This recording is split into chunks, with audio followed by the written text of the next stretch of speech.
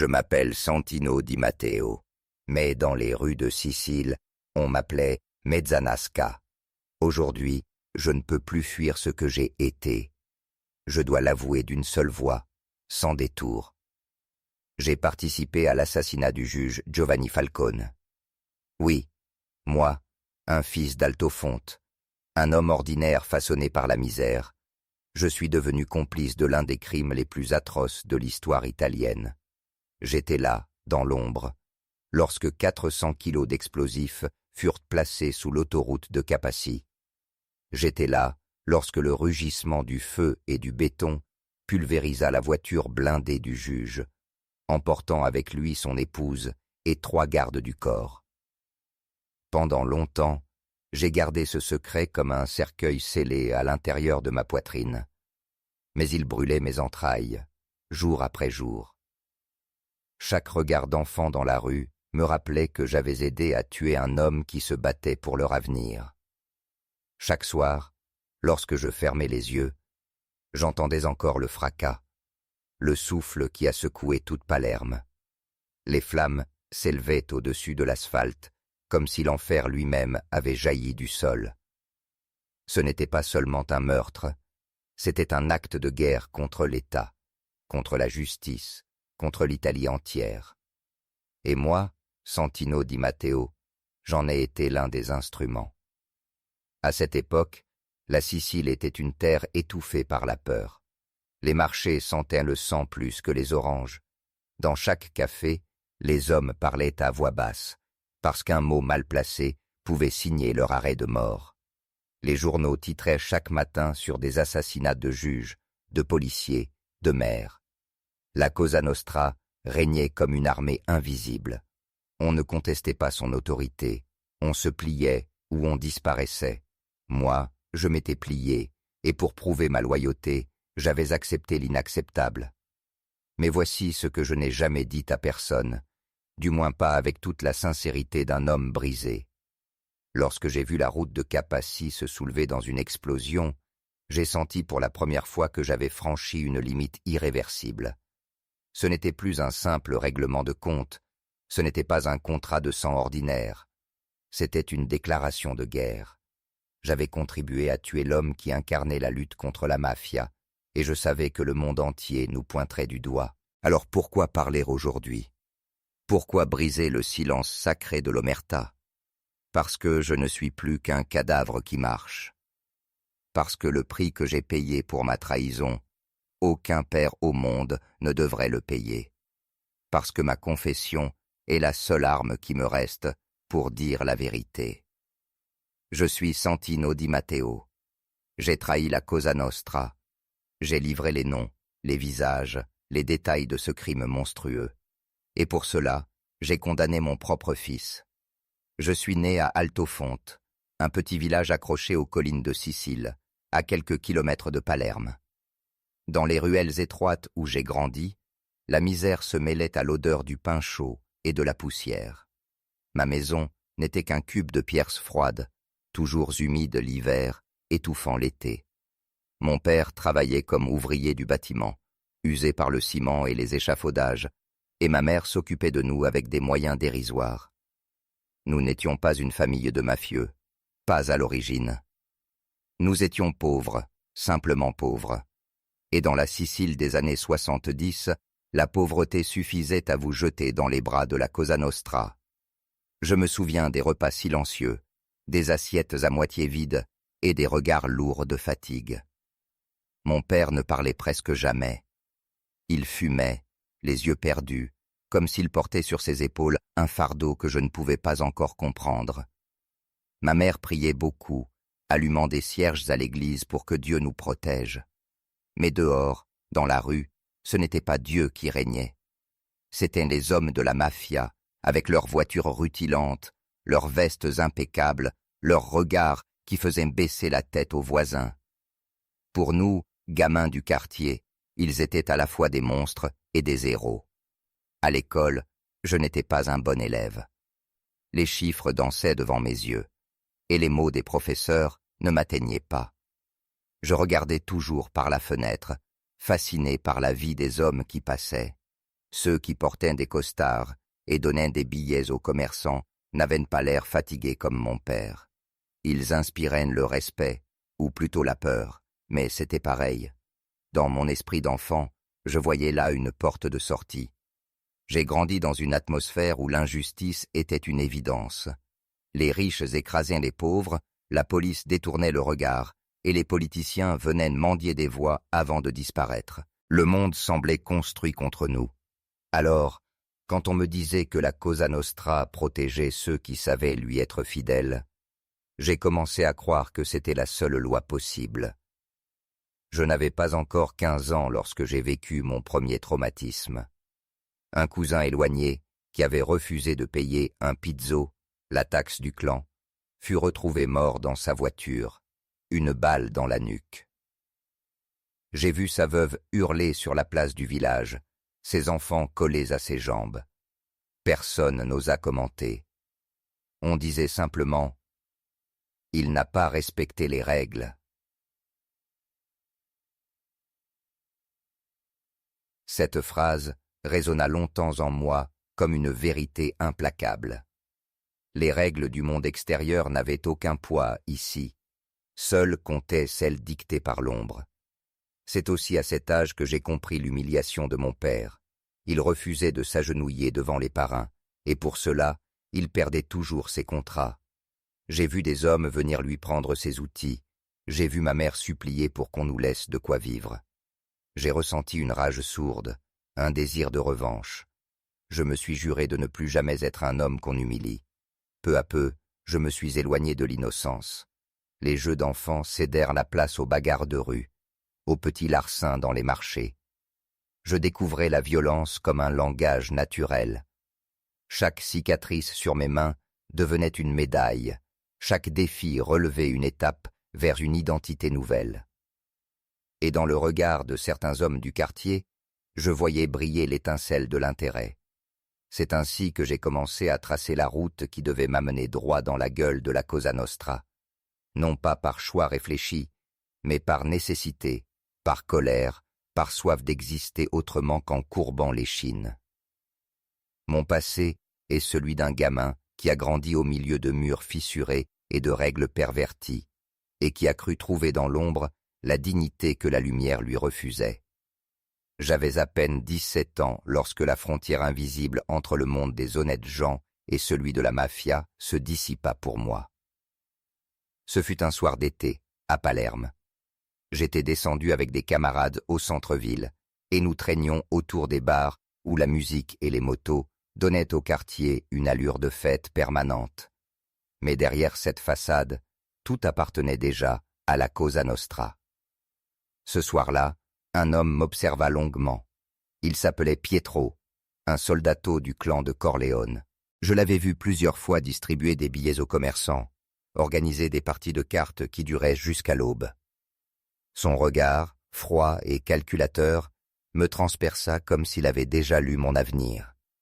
Il m'appela d'un geste discret, et je m'approchai, le cœur battant. « Tu veux vraiment sortir de la misère, ragazzo ?» demanda-t-il, une cigarette coincée entre ses lèvres. J'acquiesçai sans réfléchir. C'était la première fois qu'un homme comme lui s'adressait à moi directement.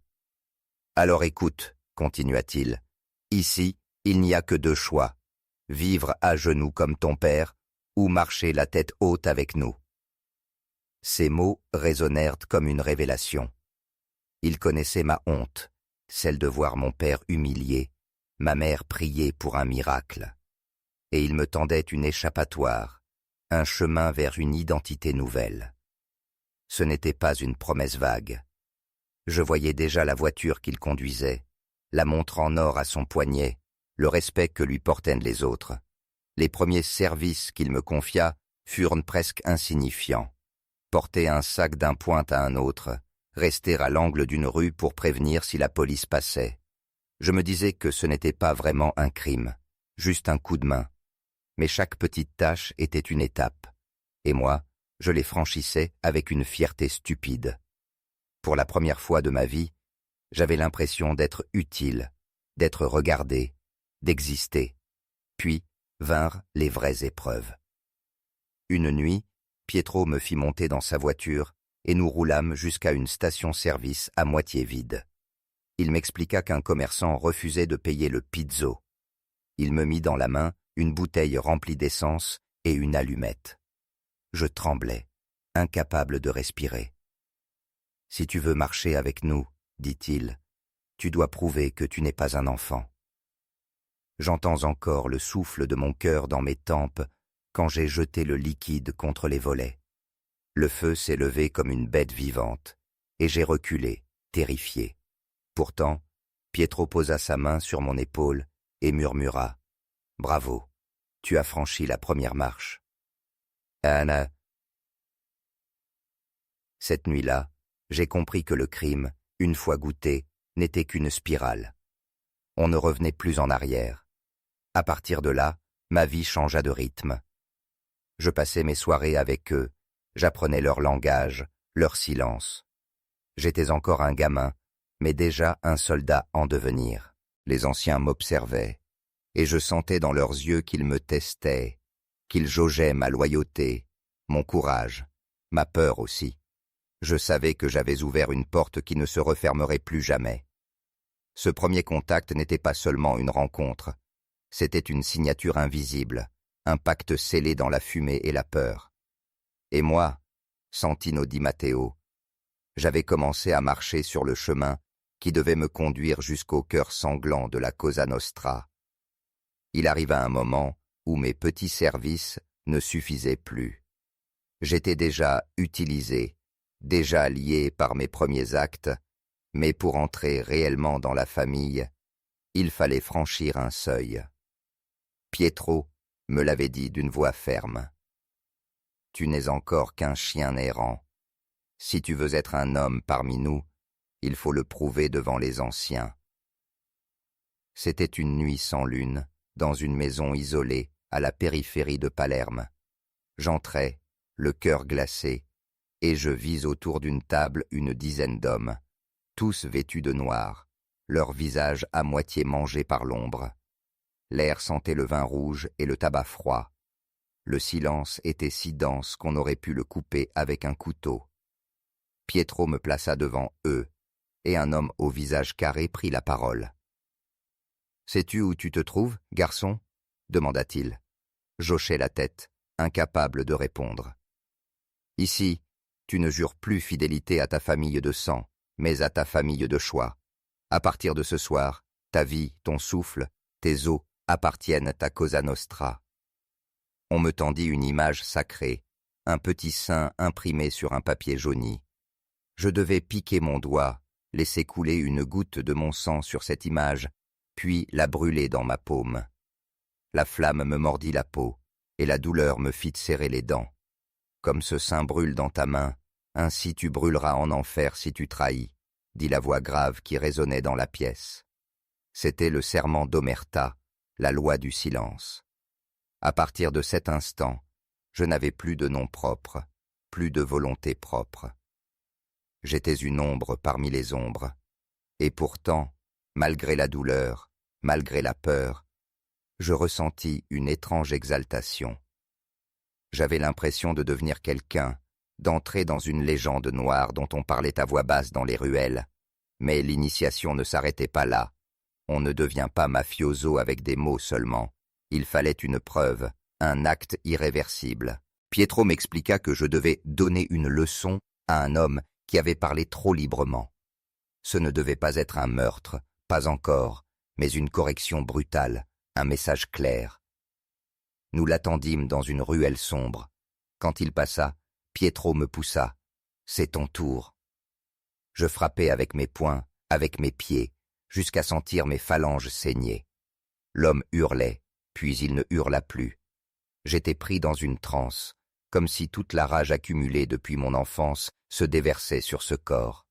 Quand je me relevai, tremblant, Pietro hocha la tête. « Tu as fait ton devoir. » Je compris alors que l'initiation n'était pas seulement un rituel de sang et de feu, c'était une métamorphose intérieure. Le gamin humilié que j'avais été venait de mourir. À sa place naissait un soldat, un homme prêt à obéir, prête à faire couler le sang si nécessaire. En sortant de cette maison cette nuit-là, mes mains brûlaient encore, mes yeux étaient secs de peur et d'adrénaline. Mais dans mon cœur, une certitude s'imposait. Il n'y avait plus de retour possible. J'étais désormais lié à la Cosa Nostra, et rien ni personne ne pourrait effacer ce pacte scellé par la douleur et le silence. À partir du moment où j'avais prêté serment, ma vie changea radicalement. On ne me traitait plus comme un gamin errant qui traînait dans les rues, mais comme un soldato en devenir. Et avec ce nouveau statut vinrent mes premières vraies missions. La première fut une simple intimidation. Un petit commerçant de Palerme avait osé tarder dans ses paiements du pizzo. On me confia, avec 2 autres, la tâche d'aller lui rappeler ce qu'il en coûtait de défier la famille. J'entrai dans sa boutique, les mains moites, le regard fixe pour ne pas montrer ma peur. Mes compagnons parlaient peu. Il suffisait de briser une chaise, de jeter un étalage à terre. Mais moi, on me demanda d'appuyer le message. Je devais le gifler, le regarder droit dans les yeux, et lui murmurer « La prochaine fois, ce ne sera pas ta boutique qu'on brûlera. » J'exécutai l'ordre, tremblant. Le commerçant me supplia, ses yeux remplis de larmes. Ce regard me hanta pendant des nuits, mais dans les yeux de mes supérieurs, je lus un signe d'approbation. J'avais fait ce qu'on attendait de moi. La peur dans le cœur de cet homme devenait la monnaie de ma loyauté.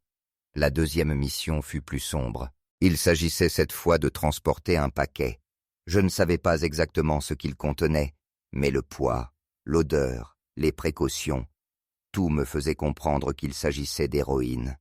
Je pris la route, le paquet serré contre moi comme si c'était une bombe. Chaque sirène de police me donnait l'impression que le monde entier voulait m'arrêter, mais j'arrivai à destination sans encombre. Pietro me félicita.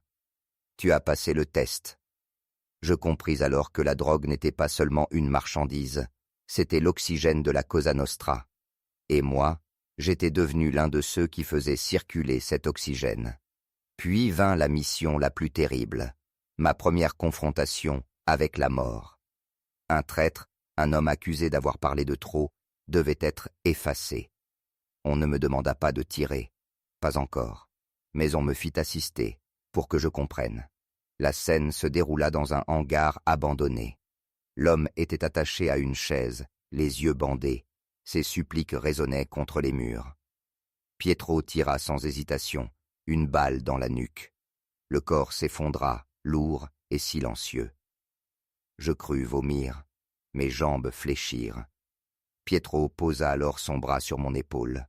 « Souviens-toi, Santino, ceci est notre langage. Celui qui parle meurt. Celui qui trahit disparaît. » Ces mots était un couperet. Je venais de voir ce qu'impliquait réellement la fidélité à l'omerta. À partir de ce jour, je n'étais plus le même. Les nuits devinrent longues, les cauchemars fréquents. Mais peu à peu, la peur s'émoussa. Je m'habituai à la violence comme on s'habitue à l'odeur de la mer. Elle finit par ne plus choquer. Chaque mission réussie effaçait un peu plus de ma conscience, mais renforçait ma position au sein du clan. Et dans ce monde, la valeur d'un homme ne se mesurait pas à sa bonté, mais à sa capacité à obéir et à faire peur. Moi, Santino Di Matteo, j'apprenais à devenir cet homme. Je sentais que mon nom commençait à circuler dans les ruelles, murmuré avec un mélange de respect et de crainte. Les premières missions avaient forgé ma place, et je savais que les suivantes me conduiraient encore plus loin, vers une noirceur dont je n'imaginais pas encore l'ampleur.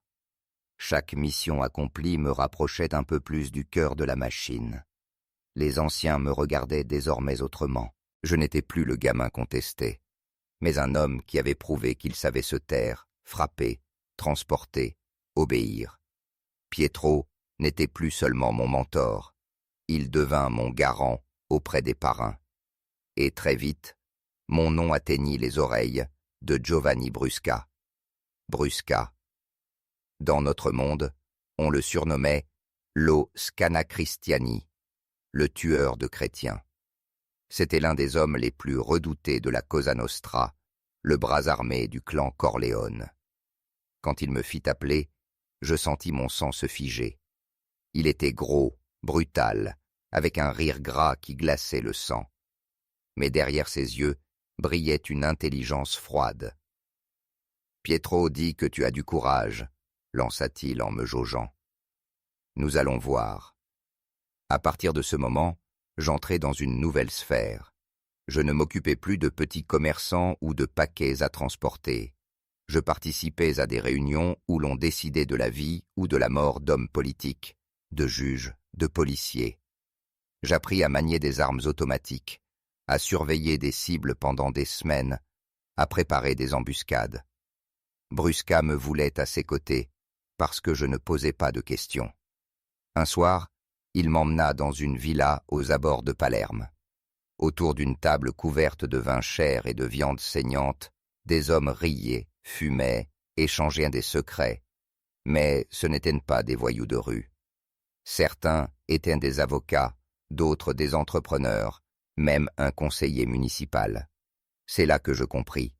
La mafia n'était pas seulement une armée de tueurs, c'était une toile qui s'étendait jusque dans les palais du pouvoir. Nous n'étions pas en guerre contre l'État, nous étions imbriqués en lui, comme un parasite qui se nourrit sans être vu. Et pourtant, malgré cette lucidité, je me laissais enivrer par la sensation de puissance. Les voitures aux vitres teintées, les liasses de billets que je pouvais distribuer en une soirée, les regards des femmes qui savaient que je faisais partie des intouchables. Tout cela me donnait le vertige. J'avais grandi dans la poussière et la faim. Me voilà couvert d'or et de respect. Mais le prix de ce pouvoir était toujours le sang. Brusca me confia plusieurs exécutions. La première fois que je tirai moi-même sur un homme, mes mains tremblaient encore. Mais au fil du temps, cette tremblote disparut. On s'habitue à tout, même à ôter la vie, et chaque cadavre laissé derrière moi consolidait ma place. Il y eut aussi l'argent, bien sûr. Je pus offrir à ma femme et à mon fils Giuseppe une maison plus grande, des vêtements, une vie confortable. Mais je savais que ce confort reposait sur des cadavres enterrés dans les collines siciliennes. Chaque sourire de mon fils me renvoyait à cette contradiction. J'étais à la fois le père qui lui offrait un avenir et l'homme qui le condamnait sans le savoir. À mesure que je gravissais les échelons, je sentais l'ombre de Brusca peser sur moi. J'étais devenu son bras droit, son homme de confiance. Certains m'enviaient, d'autres me craignaient, mais moi, au fond, je comprenais que je m'approchais du point de non-retour. Plus j'avançais, plus je devenais complice d'un engrenage monstrueux qui allait bientôt déchaîner sa fureur sur toute l'Italie. Et ce fut alors que le nom d'un homme revint sans cesse dans nos conversations. Giovanni Falcone.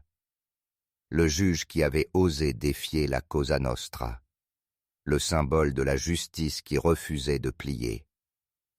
Brusca parlait de lui avec une haine glaciale.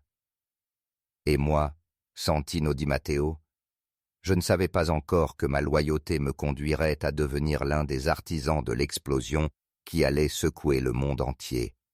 À mesure que j'avançais dans la hiérarchie, je découvrais ce que signifiait réellement appartenir à la Cosa Nostra. Ce n'était pas seulement des crimes et des affaires. C'était un univers clos, régi par des règles plus fortes que celles de l'État. Un monde où la loyauté et la peur se mêlaient en un poison indissociable. La première de ces règles, c'était l'omerta, le silence absolu. On ne parlait jamais, pas même à sa femme, pas même à ses enfants. Chaque mot pouvait être une balle qui revenait contre vous. Les anciens le répétaient, « Ta langue est plus dangereuse qu'un pistolet ». Je vivais donc dans un mutisme constant, enfermé dans une cage invisible où je n'avais plus le droit de dire la vérité. Mais il y avait aussi les récompenses, les soirées organisées dans les villas hors de la ville, où le vin coulait à flot, où les tables croulaient sous les mets les plus raffinés, les femmes, la musique, les éclats de rire. À première vue, tout ressemblait à une fête. Pourtant, Derrière chaque sourire se cachait une menace. On pouvait trinquer avec un homme ce soir, et le lendemain retrouver son corps criblé de balles. L'opulence n'était qu'un masque posé sur un gouffre de violence. J'ai appris à lire les regards. Un froncement de sourcils pouvait annoncer une sentence. Une main posée sur l'épaule pouvait être un signe de confiance ou un avertissement déguisé. Dans cet univers, personne n'était jamais vraiment ami. On était des frères d'armes, oui, mais chaque frère guettait la moindre faiblesse de l'autre. La loyauté n'était jamais gratuite. Elle était achetée par la peur et entretenue par le sang. Les sanctions étaient implacables. Un retard dans un paiement, une rumeur mal interprétée, une suspicion d'infidélité, tout pouvait valoir la mort. J'ai vu des hommes, que je croyais intouchables, disparaître du jour au lendemain. Officiellement, ils avaient fui. En réalité, leurs cadavres dormaient au fond d'un fossé ou avaient été dissous dans l'acide. Chacun de ces disparus rappelait à tous que la Cosa Nostra n'oubliait rien, ne pardonnait rien. Et pourtant, malgré cette tension constante, il y avait une fierté étrange à appartenir à ce cercle.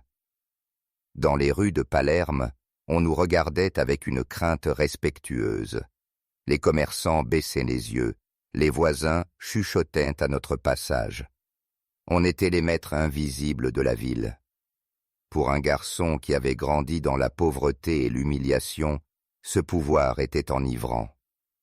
Mais derrière l'ivresse, je commençais à sentir le poids de cette vie. Les nuits s'allongeaient, je rentrais chez moi, et mon fils Giuseppe courait vers moi, riant, me serrant dans ses bras. Je sentais encore sur mes mains l'odeur de la poudre et du sang, et je me demandais quel père j'étais en train de devenir. Je vivais une double existence, celle de l'homme craint et respecté dehors, et celle du père qui cachait ses crimes sous des sourires fatigués. À l'intérieur de l'organisation, il n'y avait pas de place pour le doute, mais en silence, il commençait à grandir en moi. Chaque fête, chaque meurtre, chaque poignée de main achetée me rappelait que nous n'étions pas des héros, mais des prisonniers d'un pacte démoniaque. Pourtant, je continuais, parce que c'était la seule vie que je connaissais, parce que quitter ce monde signifiait mourir. Et moi, Santino Di Matteo, j'étais encore trop jeune, trop ivre de pouvoir, pour imaginer qu'un jour je choisirais de briser le silence. Pour l'instant, je croyais être du côté des vainqueurs. Je ne savais pas encore que j'étais déjà condamné. Plus j'avançais, plus je découvrais que la Cosa Nostra n'était pas seulement une armée de tueurs. Nous n'étions pas de simples criminels cachés dans l'ombre. Nous étions une structure enracinée dans chaque fibre de la société sicilienne. Derrière chaque attentat, chaque extorsion, se cachaient des ramifications beaucoup plus profondes. Je me souviens d'une réunion dans une villa somptueuse, à l'extérieur de Palerme. Brusca m'avait ordonné de l'accompagner. J'y entrai, impressionné par les lustres de cristal, les tapis persans, les fresques sur les murs. Ce n'était pas le décor des bas-fonds, c'était la demeure d'un notable. Autour de la table, je ne voyais pas seulement des mafiosi, mais aussi des hommes en costumes sombres, bien coiffés, avec des mallettes. Certains étaient avocats, d'autres banquiers. Un conseiller régional était là, souriant, comme s'il participait à un dîner mondain. C'est ce soir-là que je compris l'ampleur du mensonge.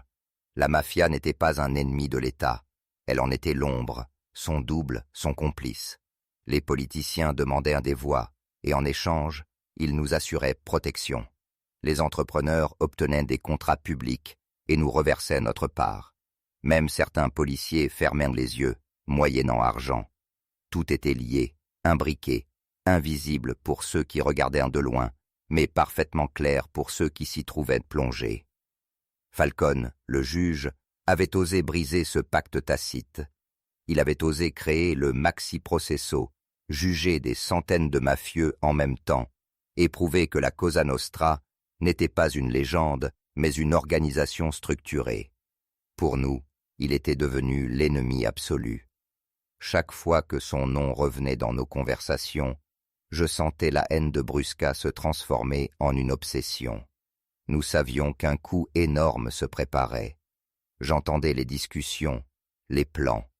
On parlait de tunnels, de câbles électriques, d'explosifs venus en quantité. Je n'avais pas encore saisi toute l'ampleur, mais je savais que ce ne serait pas une exécution ordinaire. C'était un projet de guerre. Un soir, Brusca me prit à part. « Santino, dit-il, ce que nous allons faire, personne n'aura jamais osé le faire avant nous. Nous allons montrer à l'État que sans nous, il n'est rien. » Dans ses yeux brillait une folie froide, un mélange d'orgueil et de haine. J'acquiesçais, mais au fond de moi, je sentais une peur viscérale. Je pressentais que nous franchissions une ligne qui changerait à jamais l'histoire de la Sicile. Et puis il y eut cet instant où j'ai compris ma propre place dans ce complot. On me confia des surveillances, des repérages. Je passais des heures à observer les trajets de Falcone, à noter ses habitudes, à rapporter les informations. J'étais devenu une pièce de l'engrenage, un pion indispensable à une machine infernale. Je réalisais aussi que, malgré notre discours de rébellion, nous n'étions pas libres. Nous étions manipulés, utilisés par des hommes bien plus puissants, tapis dans l'ombre des institutions. Brusca croyait être un roi, mais il n'était qu'un exécuteur. Moi, je n'étais qu'un soldat. La Cosa Nostra se vantait de régner, mais en vérité, elle servait aussi des intérêts qui la dépassaient. Ce soir-là, en quittant la villa des notables, je me suis regardé dans la vitre de la voiture. J'ai vu mon reflet, un homme encore jeune, mais déjà marqué par les ténèbres. Je savais que je marchais vers une catastrophe, mais j'étais incapable de m'arrêter. Le complot était trop grand, trop vaste, trop enraciné. Et moi, Santino Di Matteo, j'étais déjà condamné à en être l'un des artisans. Tout bascula en 1993. Jusqu'alors, j'avais cru que mon ascension était irrésistible, que ma place auprès de Brusca me garantissait protection et puissance. Mais dans notre monde, la chute est toujours tapie derrière l'ombre du pouvoir. Un matin, les carabinieri m'arrêtèrent.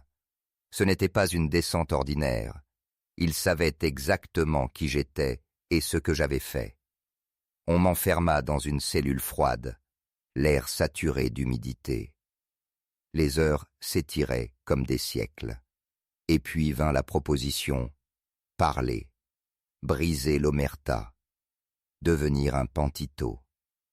J'avais juré de me taire jusqu'à la mort. Mais dans ma cellule, les visages de mes victimes me hantaient, et plus encore celui de mon fils, Giuseppe.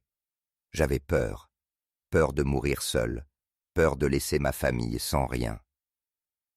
Alors, en décembre 1993, je pris une décision qui allait tout bouleverser. Je commençai à collaborer avec les juges. Ma bouche s'ouvrit comme une plaie béante. Je livrais des noms, des détails, des lieux. Je racontais comment, à Capaci, nous avions placé 400 kilos d'explosifs sous l'autoroute. Je révélais que c'était Brusca lui-même qui avait appuyé sur le détonateur. Chaque mot que je prononçais était un coup de poignard dans le cœur de la Cosa Nostra. Mais chaque mot m'enfonçait aussi plus profondément dans l'abîme.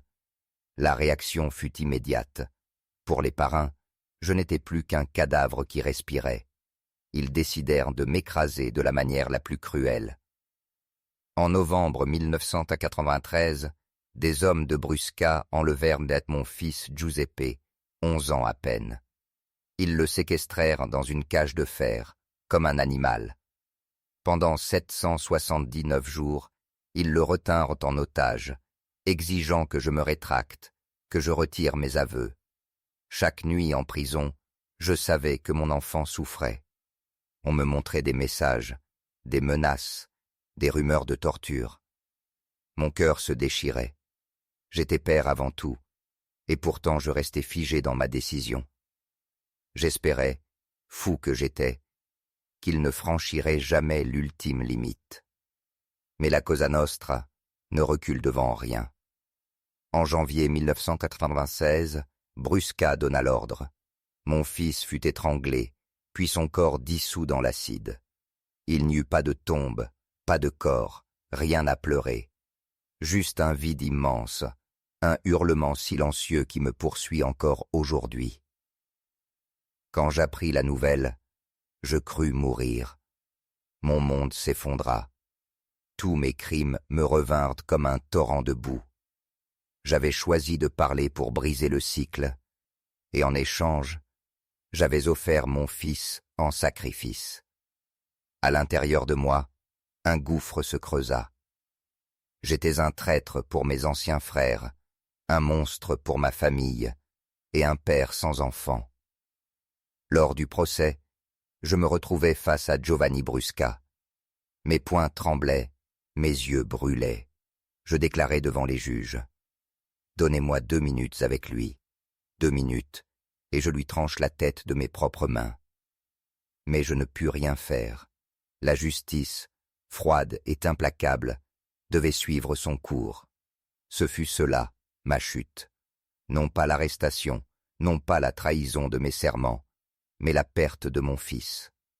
Tout pouvoir, tout argent, toute gloire n'était que poussière face à ce vide. Je n'étais plus qu'une ombre, un homme brisé, condamné à errer avec ce poids sur ma conscience. Je m'appelle Santino Di Matteo, et si je parle aujourd'hui, c'est parce qu'il ne me reste plus que ma voix. J'ai perdu tout le reste. Mon honneur, mes frères d'armes, mon fils. Ce que je dis n'est pas un cri de gloire, mais un murmure d'homme brisé qui cherche à comprendre. Après 10 années passées derrière les barreaux, je fus libéré en 2002. La justice m'accorda une seconde chance, non pas parce que j'étais innocent, mais parce que j'avais collaboré. Certains dirent que j'étais courageux, d'autres me crachèrent au visage, m'appelant traître, Judas, mort-vivant.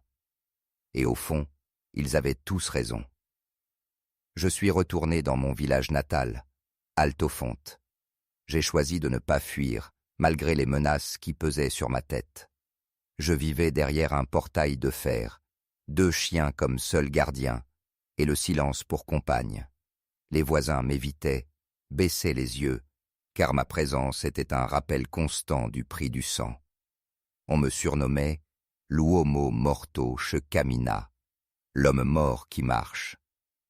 Et c'est bien ce que j'étais. Pourtant, je savais que ma parole avait eu un impact. Grâce à mes aveux, des dizaines de mafieux furent condamnés.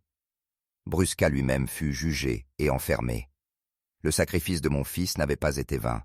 Son nom, Giuseppe, résonnait désormais comme celui de la plus jeune victime innocente de la Cosa Nostra. Sa mort choqua l'Italie entière, jusqu'à forcer la mafia à reculer. Plus jamais, ou presque, elle n'osa toucher à un enfant. C'était une maigre consolation, mais une consolation tout de même. Je vis désormais avec ce dilemme. Ai-je fait le bon choix? J'ai trahi mes frères, j'ai détruit ma famille, mais j'ai servi la justice.